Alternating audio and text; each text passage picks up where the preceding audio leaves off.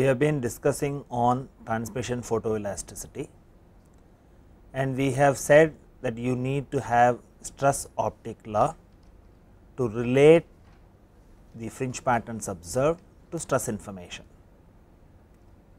and to plug in the stress optic law you need to get the fringe order, and in order to get the fringe order we need to have appropriate optical arrangements.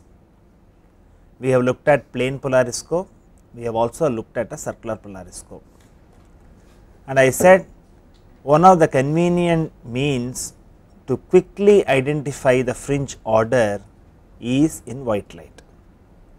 So, in white light you see a color code, and what I have here is the problem of a plate with a hole, and you have this as a stress concentration region, and I have a color of black here, then you have white, and then it moves out,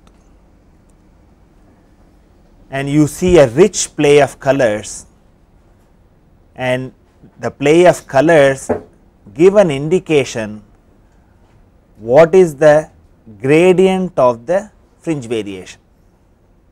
Here it is 0, here it is 1. So, from 0 to 1 it increases in this direction, and we also looked at the color code wherein we identified for each of the colors an approximate value of the retardation, and I have the color code up to fringe order 3, and what you have was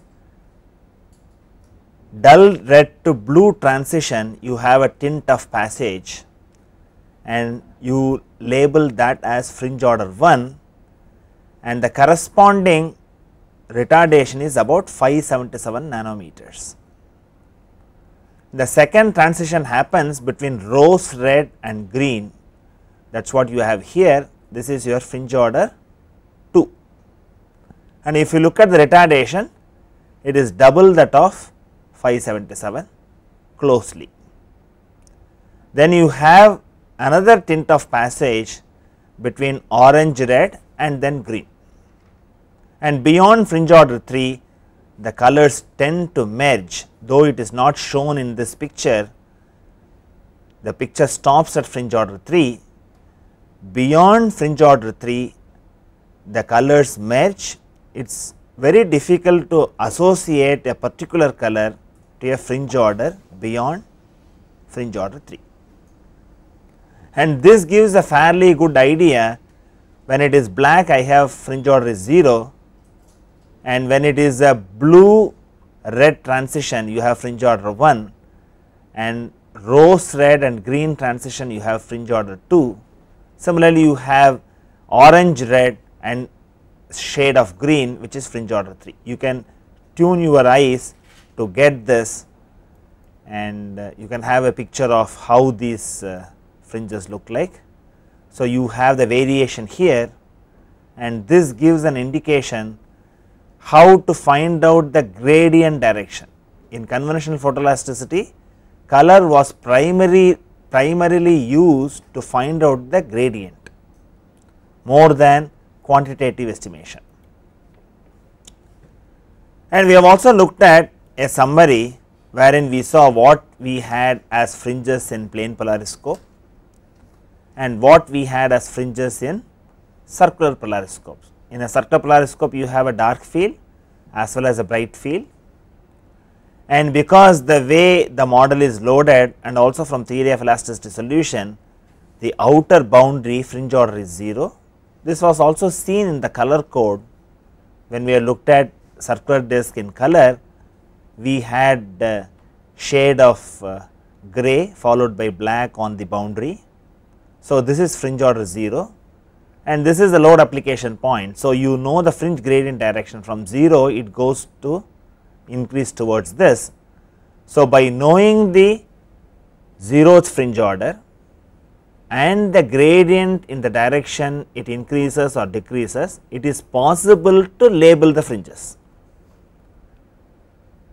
We have not really looked at the nuances of fringe order labeling, if somebody gives you a black and white photograph, it is extremely difficult to label the fringes. It is not a simple task. On the other hand, if you have a isochromatist recorded in white light, you can comment on approximate value of the fringe order and also the gradient by looking at the color visually. If you go to 3 fringe photoelasticity, you can also give quantitative data, but with visual interpretation you can only say the gradient comfortably. The numbers may be erroneous. Now, what we will have to look at is, in all problems we may not want to know the fringe order at every point in the domain. What I have is, I have a fringe order 1 here, I may have a point in between for which I need to find out the fringe order. Now, we need to find out how to do this experimentally. So, the focus is how to find out determination of n and theta for an arbitrary point. And what is shown here is, I have a circular disc under diametral compression, dark field arrangement, I have 0, 1, 2, 3, 4 and so on. This is to illustrate, suppose I have a point which lies between fringe order 2 and 3, I want to know the fringe order at this point of interest, and this is what key for my design scenario, then it is enough I find out the fringe order at this point or few selected points in the domain.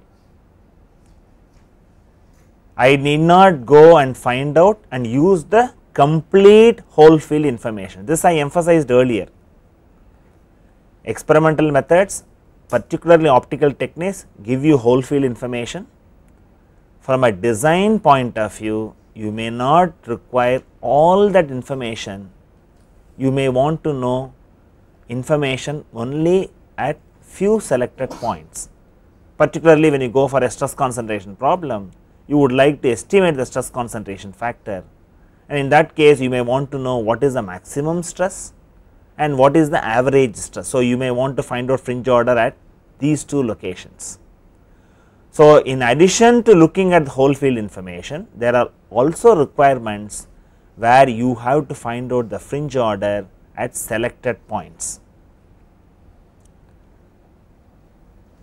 So, methods to find n and theta for an arbitrary point directly, this is the key point, is essential for faster analysis. And you already know, suppose I want to find out n and theta, for n I can go to a circular polariscope, for theta I have to necessarily go to a plane polariscope, and in fact determination of theta at any arbitrary point is far more simpler and straightforward than finding out n at arbitrary points. So, first what we will look at is, we will look at how to get theta, then we will go and find out how to get the fringe order n. Now, for the same point I want to find out the theta. So, what I do here is, I go to a plane polariscope and I rotate the elements until the isoclinic passes to the point of interest. So, it is very simple. What I need to do is, I need to mark the point on the model, then I keep the model in the plane polariscope, keep rotating the polarizer analyzer combination crossed, you want to keep them crossed and then rotate, and you stop it when an isoclinic passes to the point of interest. And what you will have to keep in mind is, since you are going to do it visually, you have to look at the model perpendicular, error of parallax has to be avoided, and you also see, compared to an isochromatic fringe, isoclinic fringe is very broad. So, some amount of human judgment is involved in stopping when to identify a isoclinic pass to the point of interest, and there could be a error in the determination of this. This is, if you are very careful, you can do it plus or minus 0.5 degrees. If you are casual you may end up with an error of plus or minus 2 degrees. So, if your eye is tuned and if you look at the model perpendicularly and also stop it at a point where the intensity is fairly minimum, then you will be able to give an accuracy of the order of plus or minus 0.25 degrees. Even visual inspection you can do that, and the procedure is summarized here.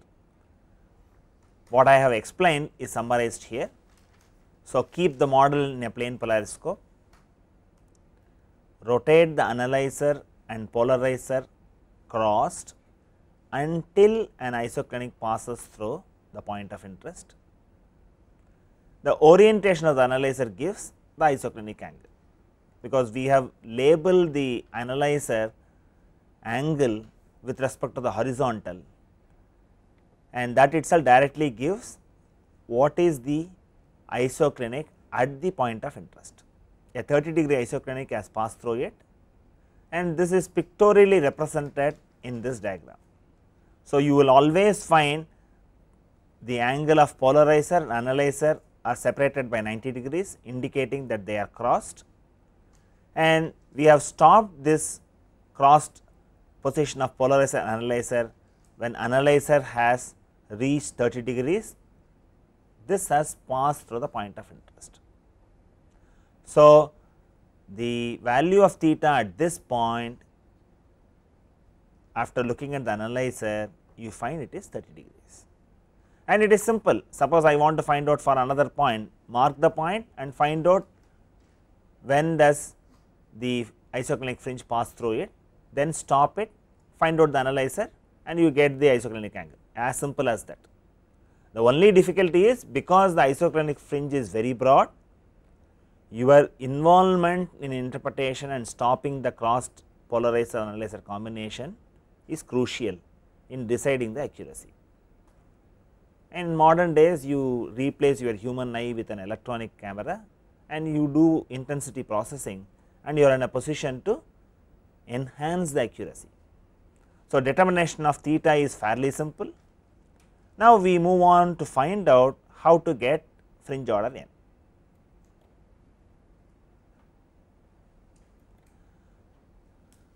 So, now I know for which point I want to find out the fringe order.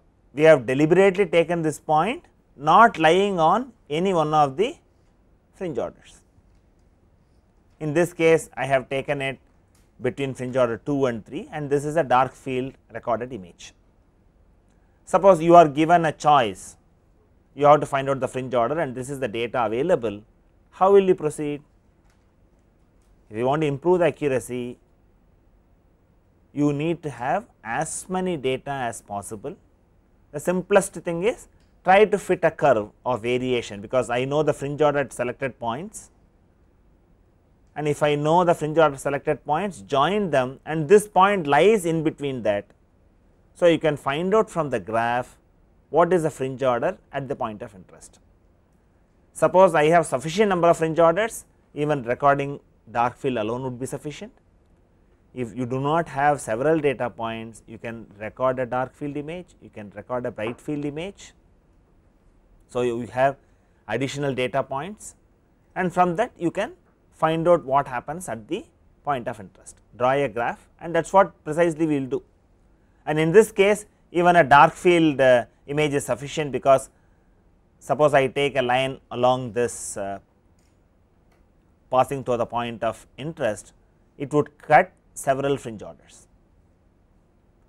So, the simplest way to do is you record the image and then post process the data. So, what I am going to do is draw a horizontal line passing to the point of interest. So, I have several points that this cuts. So, what I have here is I have fringe order 0, 1, 2, 3, this is 3, then 2, 1 and 0. This I have been able to find out because I know for sure in the case of a circular disc, the outer boundary is 0th fringe order. This information is known. So, I can count it as 0, 1, 2, 3, and now I want to find out fringe order on a point which is lying in between fringe order 2 and fringe order 3. So, what you need to do is you need to draw a graph and then identify what is the fringe order at the point of interest.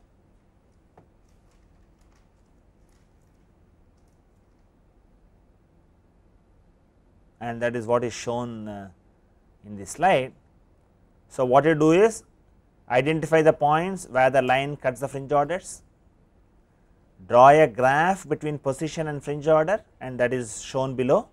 I have the position and I have the graph drawn. From the graph, find the value of fringe order for the point of interest, and it depends on how good you have drawn the graph and how well you have located these points.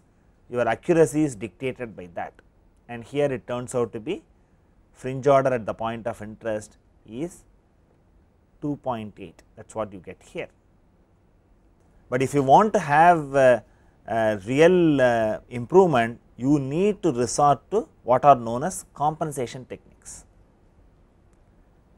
See, here what you do is you have to take a picture, draw a line and then find out the fringe order. Suppose I eliminate even taking the picture and drawing the graph, then I will have a much better technique, and that is what you do in compensation techniques.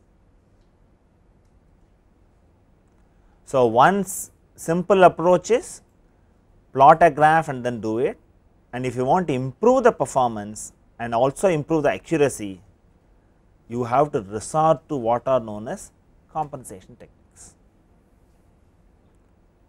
and we will see what are compensation techniques.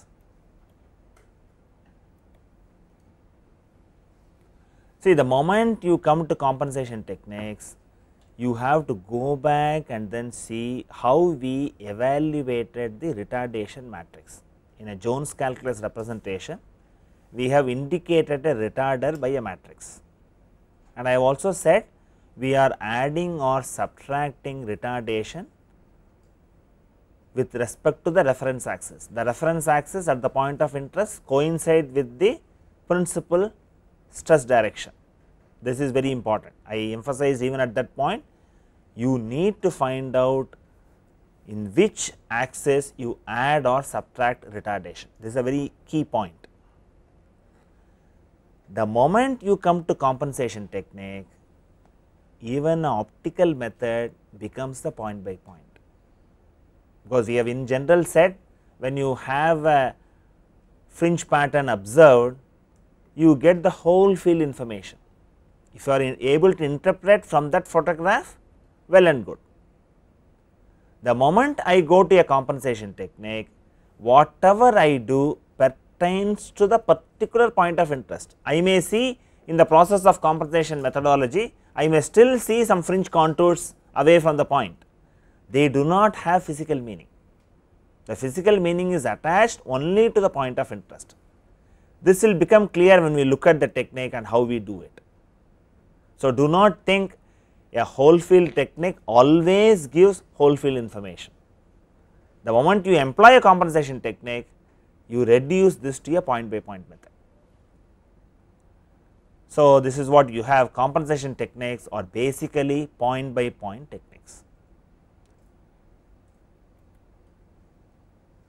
And what is the principle? By external means, the retardation provided by the model is compensated such that a fringe passes through the point of interest. See, we have also done a logical development of fringe formation both in a plane polariscope and circular polariscope. We said when the model behaves like a full wave plate in a dark field, the light is cut off at 0, 2 pi, 4 pi retardations. At other points you had shades of brightness, from dark fringe to you also go to a bright fringe. So, you have intensity variation. Why that intensity variation comes? because at those points the model was not behaving like a full wave plate. Instead of a plane polarized light coming out, you have an elliptically polarized coming out in the case of a plane polariscope. So, all the light is not cut by the analyzer. So, you see some light. Now, in compensation technique, you find out what is the fractional retardation we need to add or subtract at the point of interest. So, that with the compensating device at the point of interest, the retardation equals 0, 2 pi, 4 pi, 6 pi. This is the basis of compensation techniques. But for me to apply the compensation, I should know the principles as direction at the point of interest. This is a prerequisite. So, the principle is you make it with the compensating device, the retardation at the point of interest equal to a full wave plate. In the case of dark, if you employ a dark field, if you employ a bright field, you can also have intermediate values, and this is what we have. So, the basic principle is by external means the retardation provided by the model is compensated such that a fringe passes through the point of interest.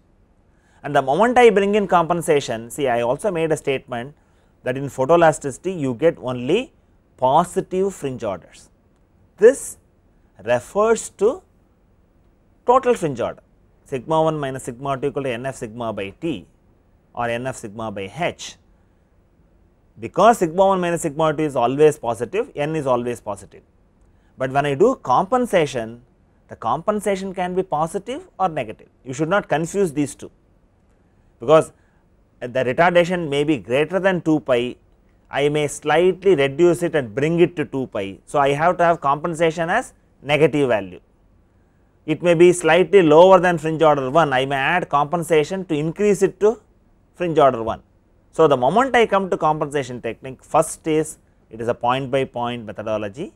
Second, whatever I compensate has a sign attached to it. Do not confuse this with sign of the total fringe order. These are two different issues, because such confusions can come. So, this is what you have here. The additional retardation added or subtracted is known as fractional retardation. So, we call this as fractional retardation, and fractional retardation can have a sign attached, and in many instances how to find out the sign is crucial. In fact, the whole of digital photoelasticity, the sign was ambiguous, and this has really took almost a decade to solve this issue. It is not trivial. When you are doing a conventional photoelasticity, you have lot of heuristic information available to you to fix the sign. The moment you go to computer processing, this has to be done intelligently, and that has been achieved now. So, what you find here is the fractional retardation will have a sign, and that you have to find it out precisely, and there are many compensation techniques available. One can use a compensator such as Babinet-Soleil compensator for this purpose, or one can also use analyzer itself as a compensator. See, when you normally develop a technique, you identify that there is an issue and this needs to be sorted out. So, the first solution will only be sort of a first approximation. You may want an additional gadget to help you.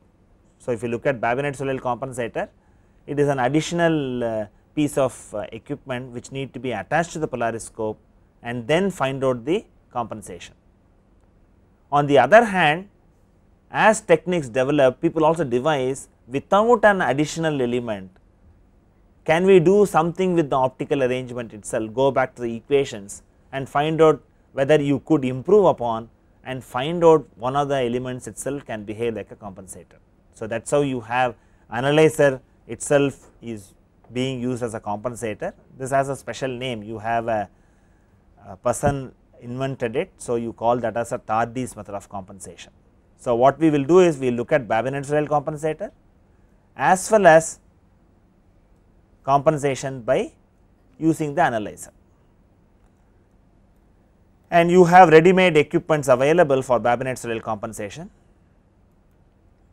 and you can see here I have a window and I have another plate that is coming out. So, I have a fixed plate and I have another plate which moves, and you can also see that there is a counter. So, this is a commercially available Babinet's-Soleil compensator.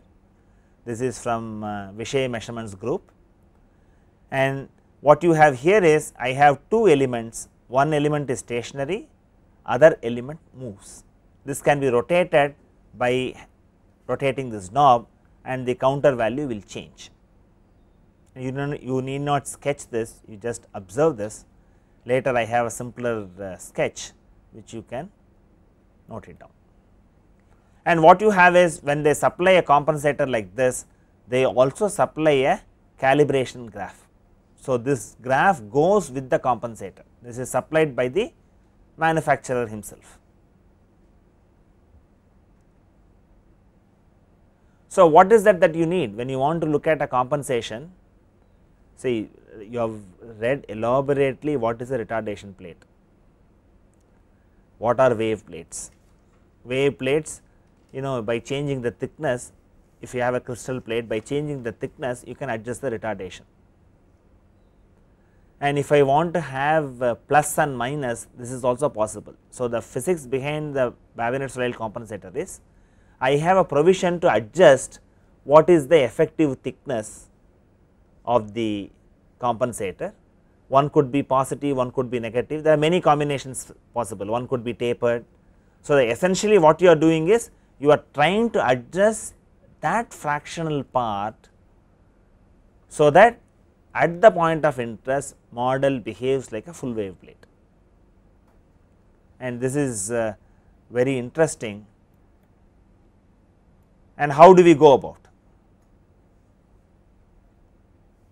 See, what I have is I have kept the same point which we have found out the fringe order by plotting a graph earlier, and we will find out the fringe order for this point by using Babinet's-Soleil compensator.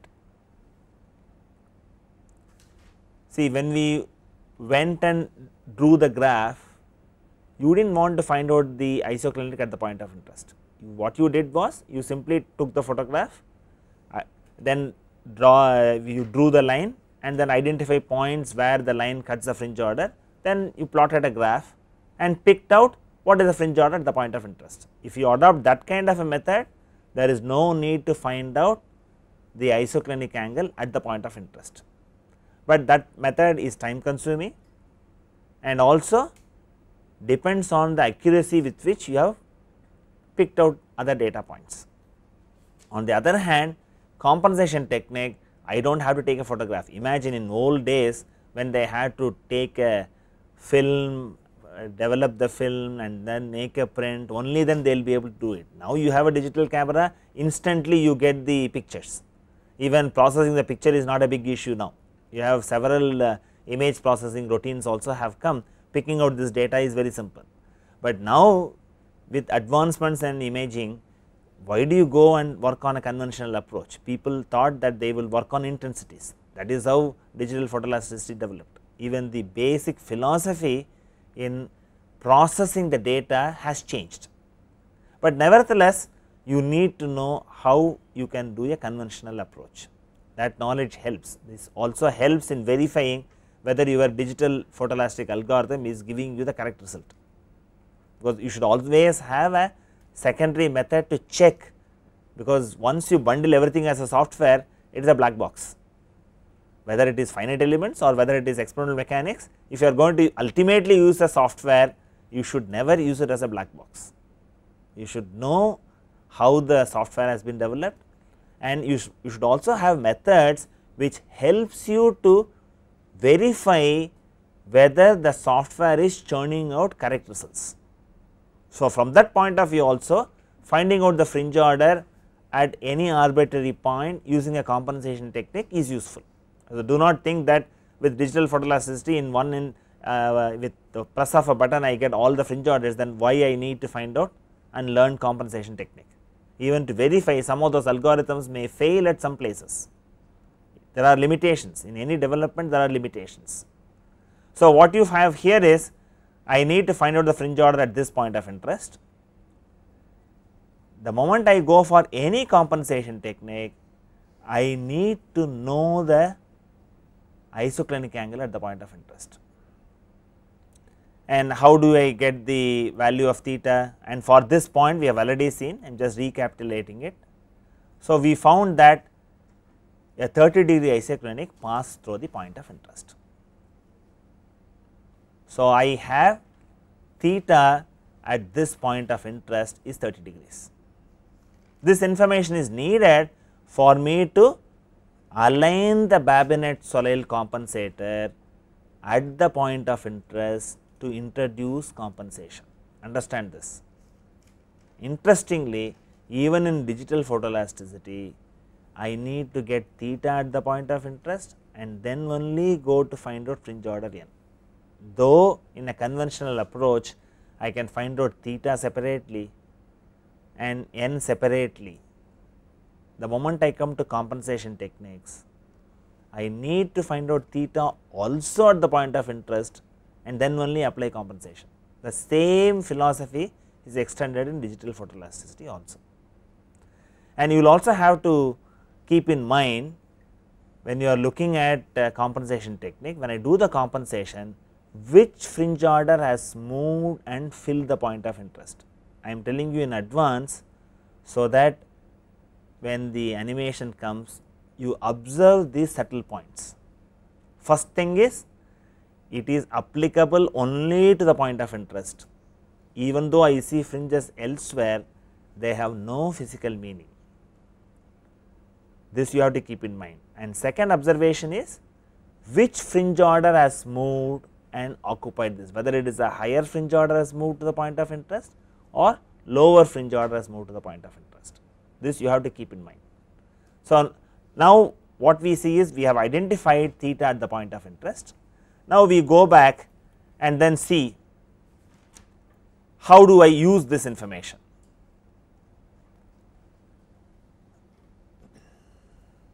So, we have determined the isoclinic angle by viewing in a plane polariscope, and what I need to do is orient the compensator at theta equal to isoclinic angle.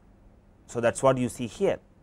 So, what I see here is, you see this very carefully, I have oriented this compensator axis at theta equal to 30 degrees.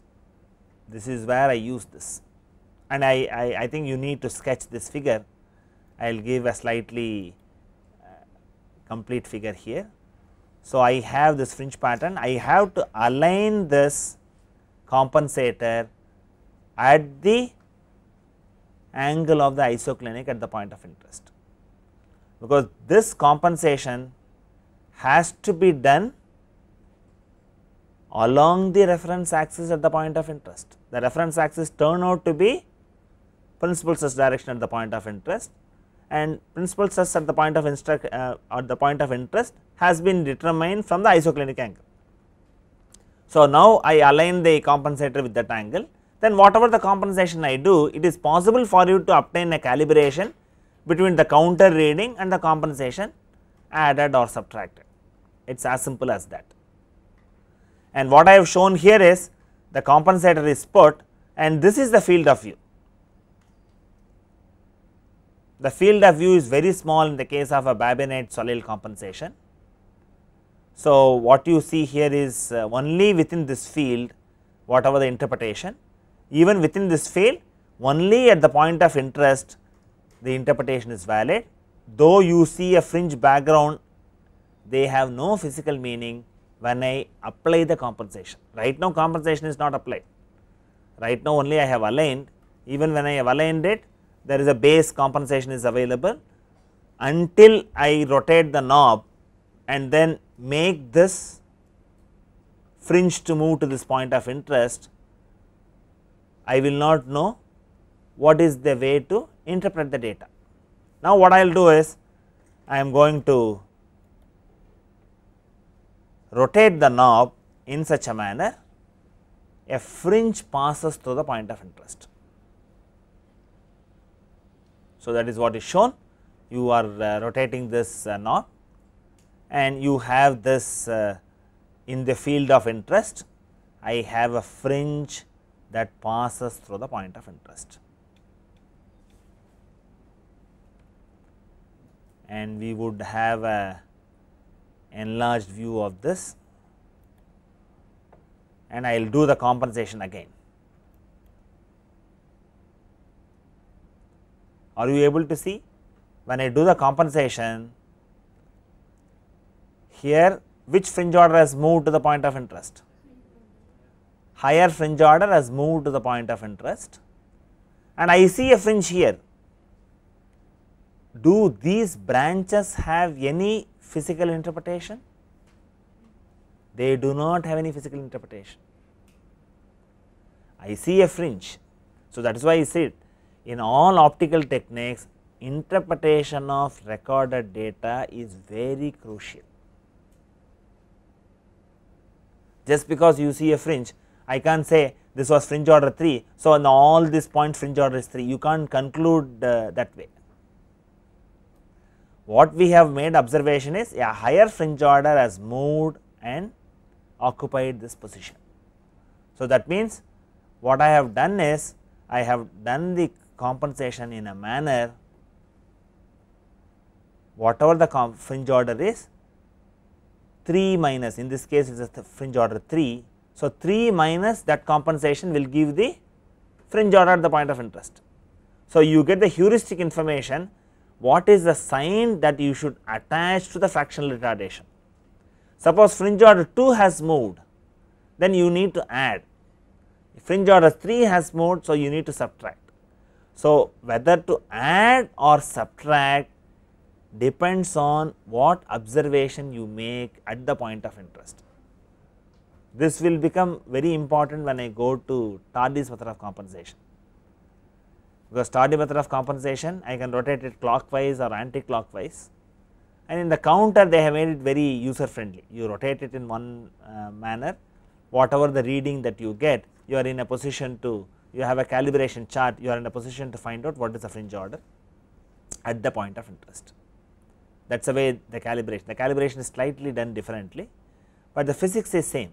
You have to know in all compensation techniques whether a higher fringe order has moved and come to the point of interest or a lower fringe order has moved to the point of interest. And in this case, the animation clearly shows a higher fringe order has moved to this point of interest.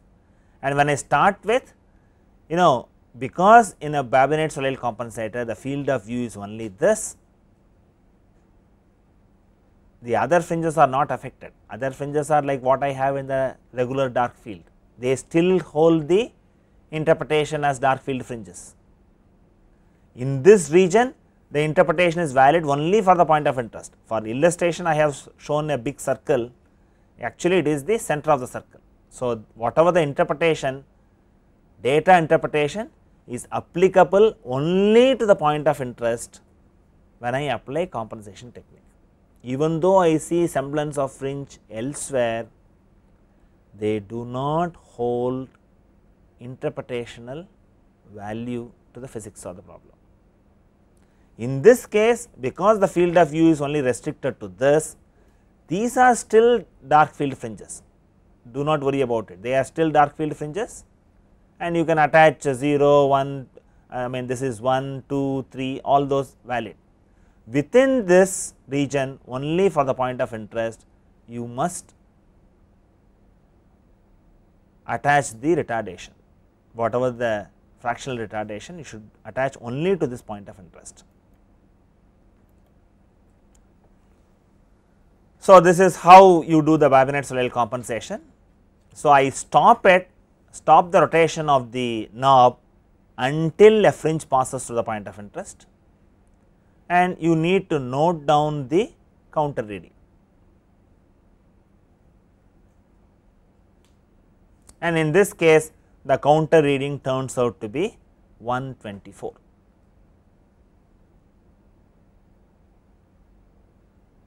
So, is the idea clear?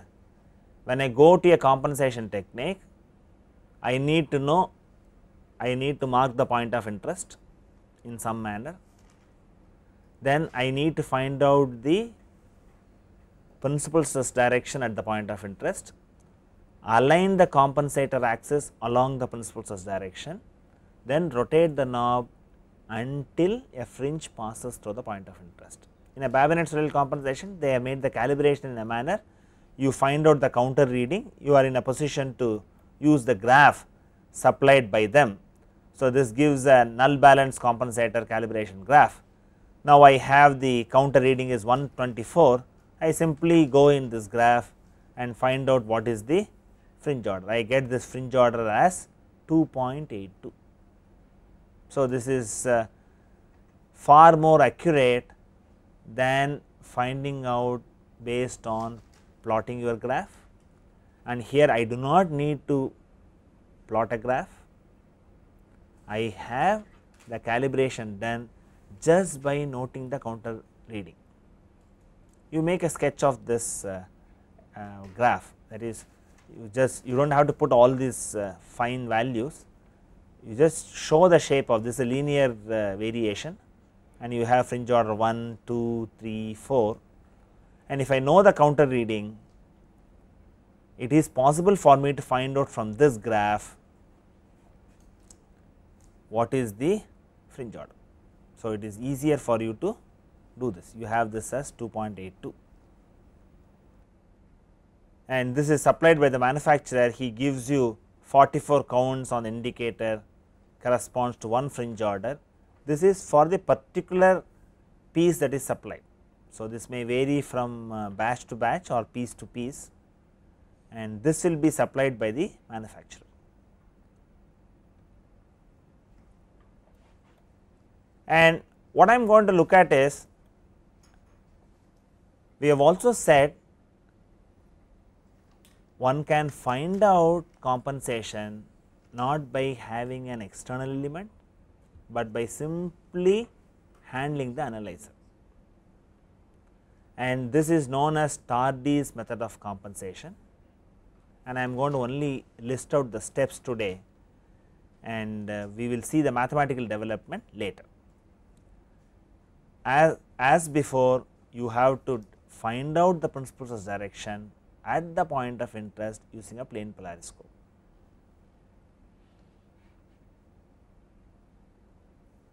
Then what I need to do is, I need to form a circular polariscope such that the polarizer is kept at the isoclinic angle and all the other optical elements are appropriately arranged. See, this is a very important step.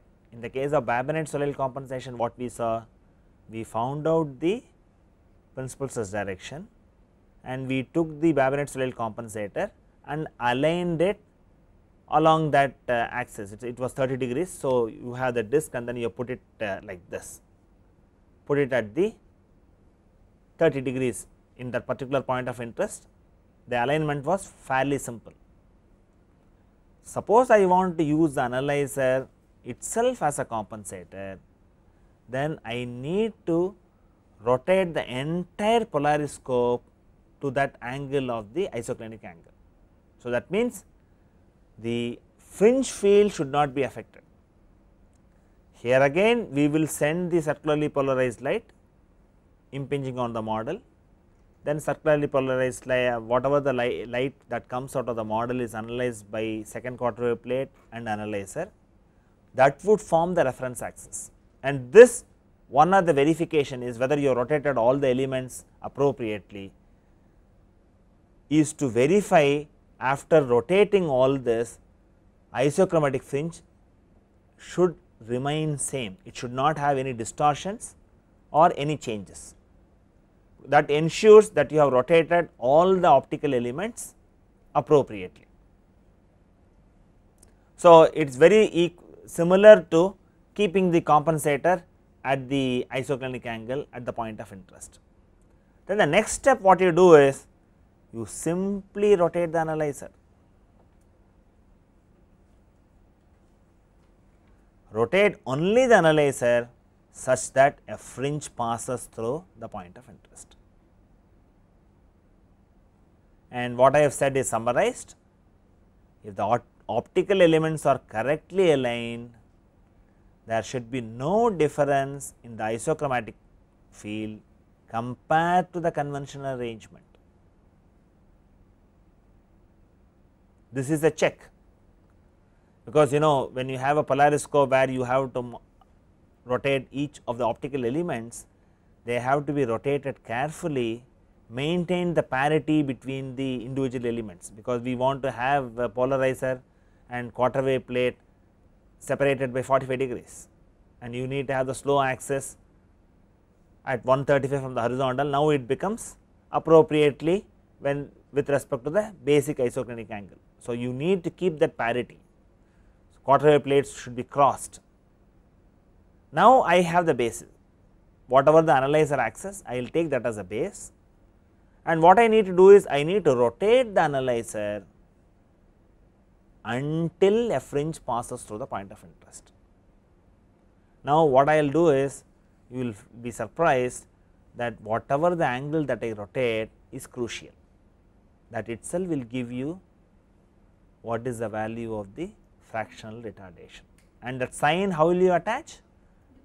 Whether the higher fringe order has moved to the point of interest, lower fringe order moved to the point of interest. In fact, in conventional photoelasticity, this is a very strong heuristic information, because you visually see a higher fringe order comes or a lower fringe order comes and occupies this. So, you attach the sign, and in fact, you will be doing this as part of your laboratory exercise to find out the material stress fringe value. You need to find out the value of fringe order as accurately as possible. So, you resort to a compensation technique. So, what you have here is the optical elements are correctly aligned, there should be no difference in the isochromatic field compared to the conventional arrangement, that you should verify, and rotate only the analyzer such that a fringe passes to the point of interest. And what you finally have is, I have this as, suppose I have rotated by an angle beta, then you have an expression, the fractional fringe order delta n expressed in terms of fringe orders is given as plus or minus beta by 180 degrees.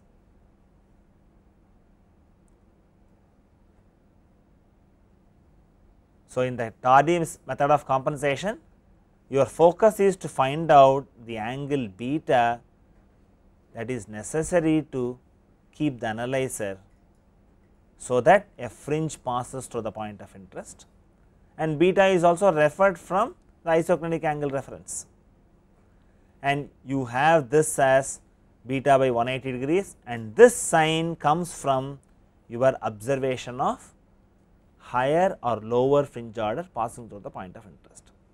See, now as engineers, you need not have to believe my words, you have to go back and then get into Jones calculus, repeat these steps and find out whether whatever the statement that I have made, that analyzer behaves like a compensator, you can verify. In fact, we will take it up as part of discussion in the class tomorrow. And in this class, what we focused was, we looked at briefly what we saw as color code. I said color code is very useful in conventional photoelasticity to identify the gradient of fringe, whether the fringe orders are increasing in a particular direction or decreasing in a particular direction. Color code is very useful, and I said black is 0th fringe order, and then blue red transition is fringe order 1, and red green transition is fringe order 2, and if your eye is tuned, it is easy for you to identify fringe order 0, 1, 2 you can comfortably identify. 3 will be, there will be little difficulty, but there is a distinct change in color between 1 and 2, that is easy for you to identify. Then we said, in many problems of practical interest, it is not necessary that you need to find out fringe order at every point in the model. Few selected points are sufficient, and in fact, for you to directly find out the fringe order, compensation techniques are the ideal. But when I want to employ the compensation technique, even to find out the fringe order only, I need to calculate and find out what is the isoclinic angle at the point of interest, and then only move on to find out the fractional fringe order. They are interrelated. Suppose I want to take a photograph and then process it and find out the fringe order, I do not need isoclinic angle, because there you take a photograph and then draw a line passing to the point of interest. If you have sufficient number of points, join them appropriately, and from the graph you will be able to get the value, but that consumes time. On the other hand, compensation techniques give you instantly what is the fringe order at any point of interest, and in fact, compensation techniques are useful even to verify the result from your digital photoelastic algorithm. Sometimes these algorithms fail at certain locations if the gradient is high, or if you have discontinuity and so on. You need to have verification by a secondary technique, where compensation techniques really do a great help, and we have seen two methods of compensation. One is Babinette-Soleil compensator, which is an external compensator. We have seen how to use it, and we have also looked at analyzer itself of a circular polariscope being used as a compensator. We have only looked at the steps, because there are two issues involved. You need to know how to apply Tardy's method of compensation, the basic procedure, and you need to have a proof to convince yourself that this basic procedure is quite all right, and this is what we will take it up tomorrow. But I would like you to look at trigonometric identities and also matrix multiplication, brush these fundamentals and come to the class. Thank you.